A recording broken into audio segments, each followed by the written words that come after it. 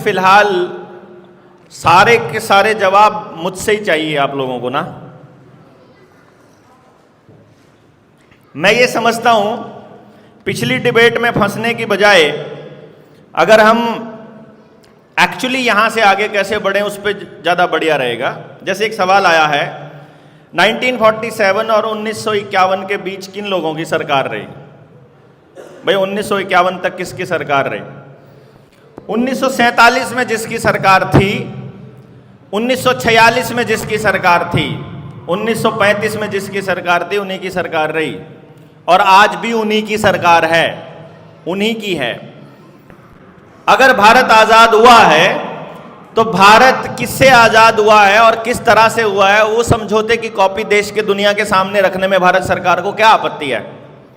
जो भारत का संविधान है जिसके उन्होंने बाबा साहब भीमराव अंबेडकर जी के जिसके ऊपर उन्होंने दस्तखत करवाए हैं, क्या वो बाबा साहब ने बनवाया है?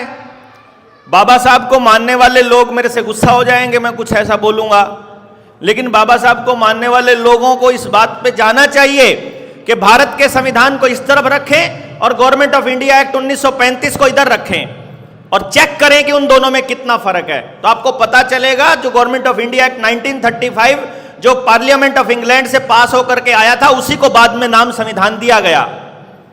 तो ये बातें तब पता चलेंगी जब हम रिसर्च करेंगे, हम इमोशनल ना होकर के प्रैक्टिकल लेवल पर जाकर के इसको देखें। आगे आजादी का मतलब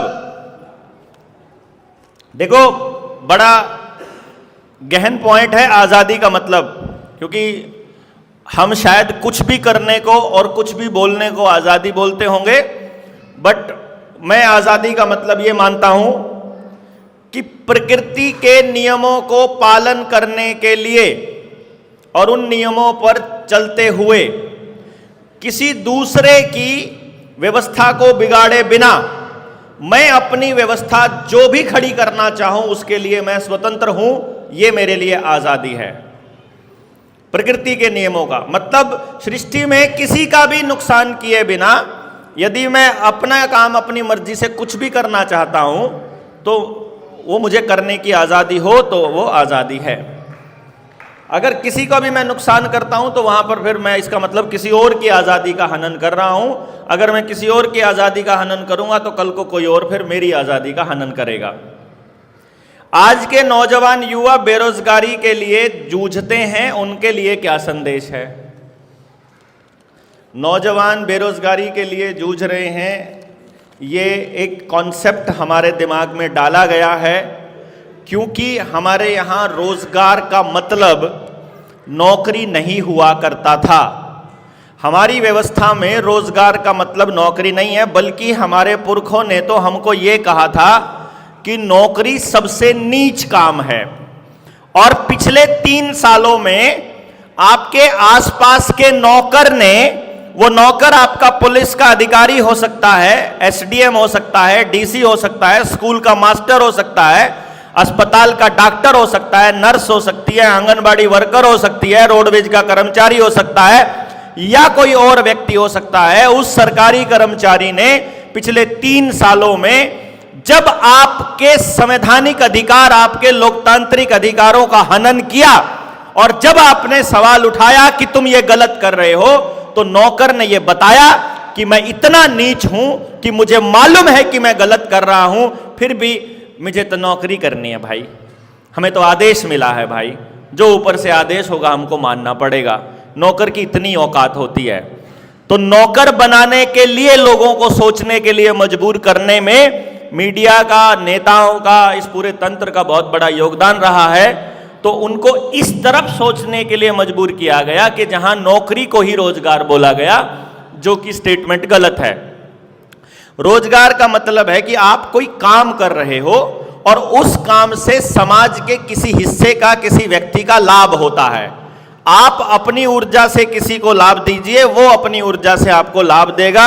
यही लेन देन की प्रक्रिया के अंदर आपका काम चलता रहता है। जब आप अपना ये काम अपने गांव के अंदर ही आसपास में ही घुमाते हो तो आपका हर व्यक्ति मजबूत होता है, लेकिन अगर आप वहां से पैसा लेकर के बाहर देते रहते हो तो फिर कंपनियां मजबूत होती हैं। तो जिसका मतलब रोजगार बोला गया, नौकरी पे अगर कोई आपको 50,000 सैलरी दे रही है नौकरी कोई कंपनी, तो ये समझिएगा 50,000 की सैलरी देने वाली कंपनी तब तक आपको 50,000 नहीं देगी जब तक आप 5 लाख रुपए का काम नहीं कर लोगे, मतलब 10 गुना का काम। तो जब आप किसी कंपनी के लिए 10 गुना काम कर सके, एक 10वां हिस्सा कमा रहे हो, तो आप अपने लिए क्यों नहीं कर रहे हो? इन नौजवानों को मेरा यह संदेश है कि जो भी करे या तो अपने परिवार के लिए करे, या अपने समाज के लिए करे, या अपने गांव के लिए करें। कभी किसी कंपनी के लिए करने के बारे में सोचना बंद कर दें, इंक्लूडिंग गवर्नमेंट ऑफ इंडिया। सरकारी कर्मचारी का भी फर्ज यही है, क्योंकि उसकी सैलरी समाज के लोगों से मिलती है, समाज के लोगों के टैक्स से मिलती है। तो सरकारी कर्मचारी को भी सरकारी अधिकारियों की बजाय, ऊपर के अधिकारियों की बजाय जनता के हितों पर सोचना चाहिए, उसी की दिशा में काम करना चाहिए। नेताजी सुभाष चंद्र बोस आजाद हिंद सरकार के पहले प्रधानमंत्री कहां गए 1945 के बाद, और उनका पता क्यों नहीं चला? भैया, एक और प्रधानमंत्री थे लाल बहादुर शास्त्री, उनकी भी मौत कैसे हुई आज तक पता नहीं चला। और इसी तरह से तमाम वो लोग जिन्होंने भी रुपए को समझा है और रुपए पर बोले हैं, उनका यही हश्र होना है। जब सारे प्राइवेट बैंकों को, क्योंकि ये जो आरबीआई है और ये जितने भी बैंक हैं ये सारे प्राइवेट हुआ करते थे, ऑफिशियली प्राइवेट लिमिटेड लिखा जाता था इनके आगे। इंदिरा गांधी ने जब इनको नेशनलाइज कर दिया और देश की प्रॉपर्टी घोषित कर दी, तो इंदिरा गांधी को भी मार दिया गया था, आपको याद होगा। जब सारी प्रॉपर्टियां, प्राइवेट प्रॉपर्टीज को, जैसे जब टाटा को अभी नरेंद्र मोदी ने कितने सालों बाद इंदिरा गांधी का किया हुआ काम रिवर्स किया कि एयर इंडिया जो भारत सरकार की थी उसको वापस टाटा को दिया गया।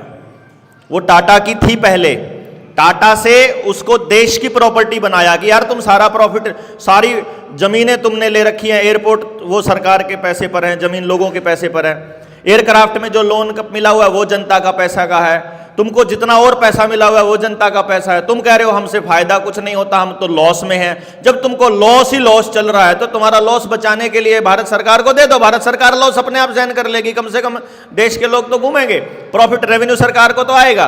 तो उन्होंने ये एयर इंडिया जो थी वो गवर्नमेंट एयरलाइन बना दी थी टेक ओवर करके। पर बाद में जब देखा कि सारे उद्योगपतियों के खिलाफ चल पड़ी है इंदिरा गांधी और देश की जनता के लिए काम करने लग गई है, तो उनको मार दिया गया। जो मतलब, हालांकि इसमें हम लोग कंट्रोवर्सी में नहीं फंसना चाहते, लेकिन आपको बताएं कि कारण अलग अलग बताए जाएंगे।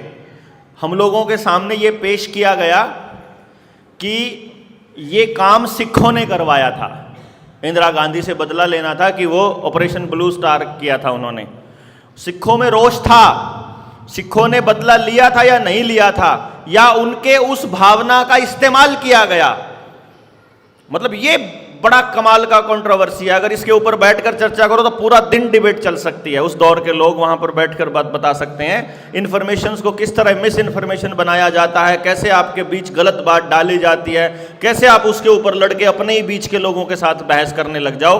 लेकिन असली बात जो खेल है, उनका जो मर्डर था या उनकी मौत थी, उसके पीछे बहुत बड़ा कारण ये था कि वो उन लोगों के लिए मतलब उन लोगों के खिलाफ काम करने लग गई थी रुपये के मसले पर। यही गद्दाफी का हुआ, यही अपना ये सद्दाम हुसैन के साथ यही हुआ, हिटलर के साथ यही हुआ, और नेताजी सुभाष चंद्र बोस के साथ भी यही हुआ। रुपये के मसले पर भी मतलब ये समझिए कि जब राजीव दीक्षित ने इस बाहर गए हुए फंड्स के बारे में जब जानना शुरू किया, और जब वो रुपये के मसले पर आने ही वाले थे, उससे पहले ही उनको भी रास्ते से हटा दिया गया। हम लोग बहुत पहले लोगों के बीच इस बात को ले आए। आने वाले समय में आप क्या राजनीतिक विकल्प देना चाहेंगे? क्या नेता पैदा होने चाहिए गांव में? इनकी व्यवस्था खत्म होगी तो अर्थव्यवस्था कैसे स्थापित होगी? और भारत इतने सालों से बाहर गया हुआ धन क्या भारत में वापस आएगा? मैं आपको 2-3 बात बता दूं। देखो भाई, इस देश में अगर हम राजनीतिक विकल्प की बात करें तो मैं राजनीतिक विकल्प देता हूं अगर, या मोर्चा कोई राजनीतिक विकल्प देता है तो वो बहुत खतरनाक होगा। कोई भी व्यक्ति अगर राजनीतिक विकल्प देता है तो खतरनाक होगा। किसी भी पार्टी या किसी संगठन की सरकार कभी भी नहीं होनी चाहिए।